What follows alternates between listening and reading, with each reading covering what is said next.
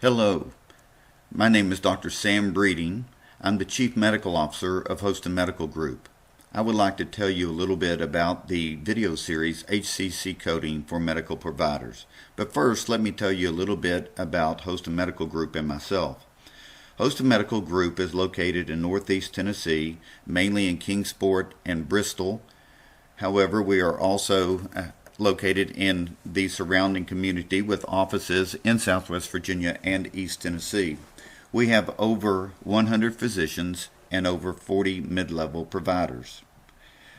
Houston Medical Group also has its own data analytics center, One Partner. This is run by DB Motion, and in One Partner we have our own HIE, which is the community record for the area. We also were co-founders of Qualiable, an ACO that has been in the top 10 ACOs in the country for the past 2 years. I'm boarded in occupational medicine and family medicine, but I have been practicing occupational medicine for the past 30 years. In January 2014, I was asked to be the Chief Medical Officer for the group.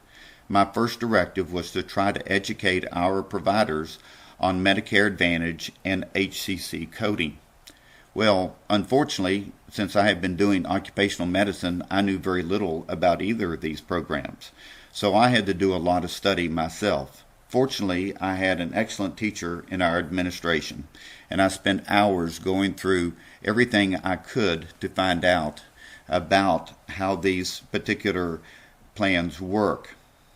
In March 2014, I gave a talk to our providers that tried to explain how Medicare Advantage and HCC coding worked.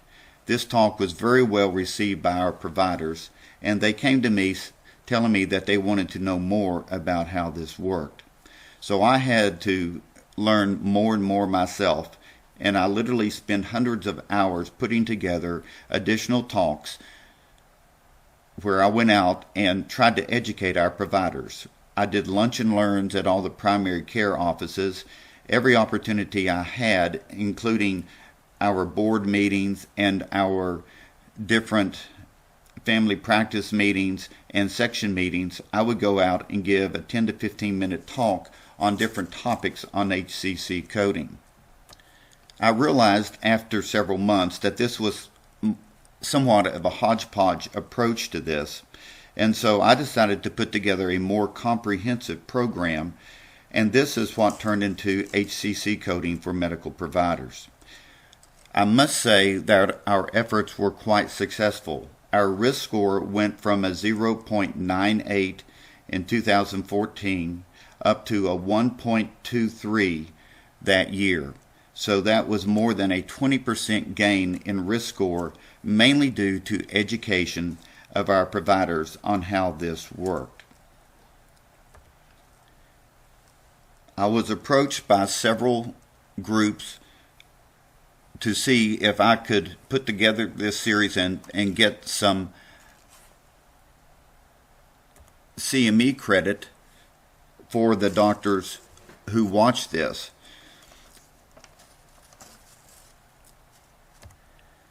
I approached CME outfitters about this, and they helped me make this available to any physician in the country who would like to see this.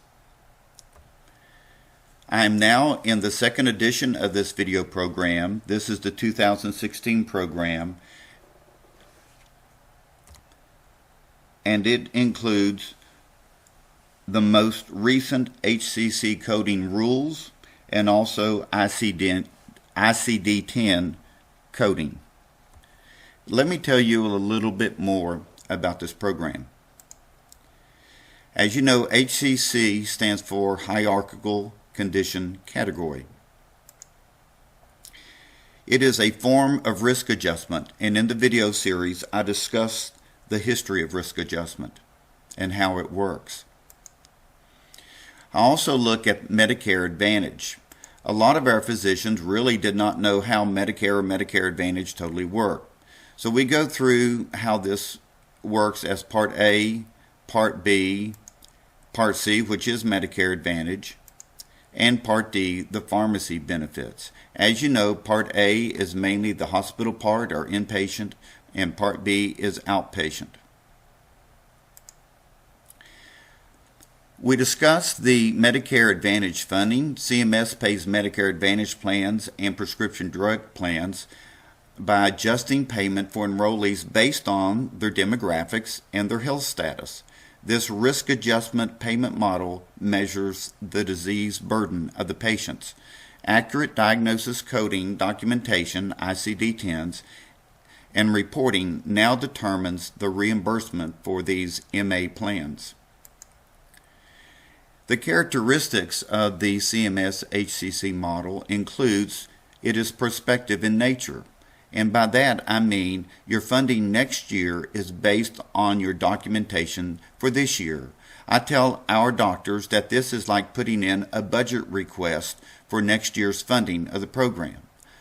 Also, it has specific diagnostic sources that it uses to make the diagnosis. It will only consider diagnosis from inpatient and outpatient hospital and physician data. And this program goes into this in more detail. HCCs and multiple chronic diseases. The base payment for each member is based on the HCC coding, and it is influenced by Medicare's costs for treatment of these chronic diseases. It also looks at disease interactions, so you get additional credit when you have certain diseases that are in the same patient. And so you get additional factors applied when the hierarchy of more severe and less severe conditions coexist. Also, you look at demographics. The final adjustment is due to age, sex, original Medicare entitlement, disability, and Medicaid status, what we call dual eligible patients. Also, there is a star rating, so the better that the insurance plan does, the higher bonus that it gets, and we go into a little bit more detail on this. I try to emphasize in the program that with documentation it has to be done every year. And there has been a study that shows that this is not really done very well. Most doctors say, well, of course I document this every year. But studies show that after the original diagnosis of diseases such as diabetes, cardiovascular disease, COPD, congestive heart failure, and coronary artery disease, that it may not actually be documented appropriately for the next year, only 17% or so, and even down to 10 or 11% by the third year. Also, we look at acceptable facilities and provider types. There are acceptable documentation sources. These include discharge summaries, admission summaries, histories and physicals, consultations, surgical procedures and pathology reports, physician's progress notes, interventional and therapeutic imaging X-ray reports or imaging reports, and emergency room records. Again, all of these are face-to-face type encounters with patients. Unacceptable documentation are the ones that do not have face-to-face encounters, such as phone calls, home health care records, durable medical equipment providers, prescriptions, ambulance records, orthotics and prosthetic provider records, laboratory sources, and diagnostic radiology reports. Why not diagnostic radiology report? Because that radiologist generally does not have a face-to-face encounter with the patient. Also, non-acceptable provider types also are not acceptable. Super bills are not acceptable. Diagnosis attestation statements without evidence of a face-to-face encounter. By that I mean you can't go back into a record and put in additional information unless it is done at a patient visit. Undated problem lists cannot be used, and physician orders cannot be used. I also put in an ICD-10 primer in this video series just to get everyone up to date on this. As you know, ICD-10 has changed everything in coding. Why are HCC codes important?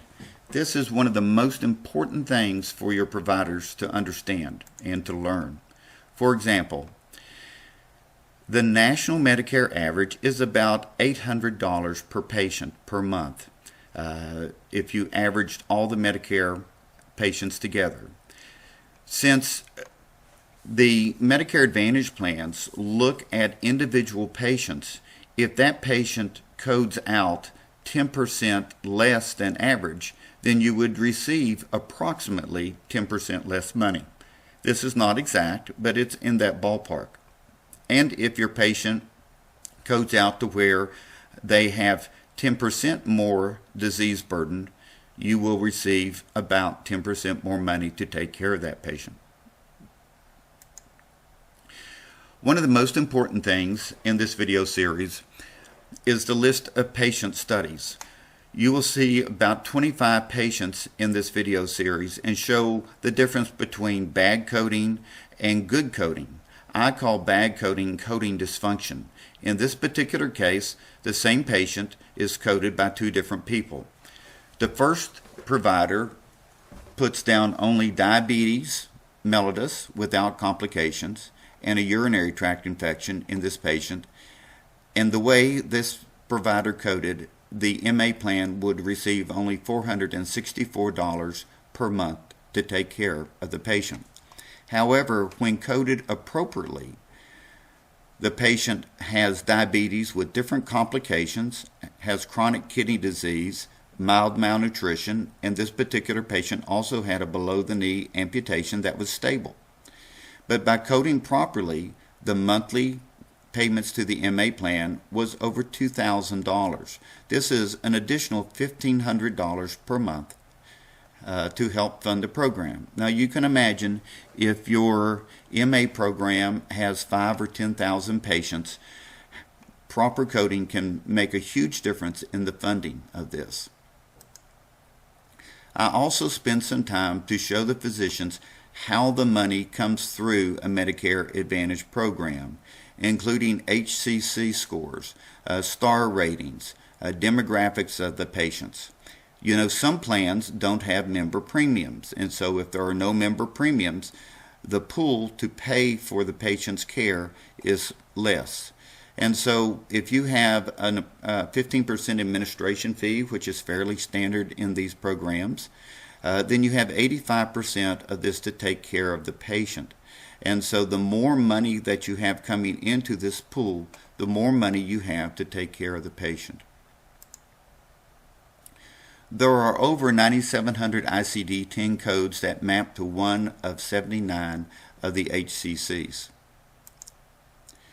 These are the basic categories with the HCCs, and in the video series I go through each one of these and go through each of the 79 HCCs and include many of the ICD-10's diagnoses that are associated with all of these.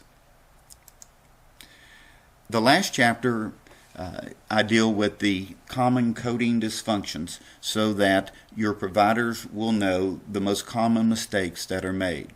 So you can see this is a very, very comprehensive program. It is 5.5 hours long and you receive 5.5 CME credit hours for this program. I will tell you that this is money well spent on this program, and I would encourage you, if you are in a Medicare Advantage plan or in any sort of insurance program that uses HCC coding, I encourage you to have all of your physicians view this. It will certainly help you execute much, much better for these programs.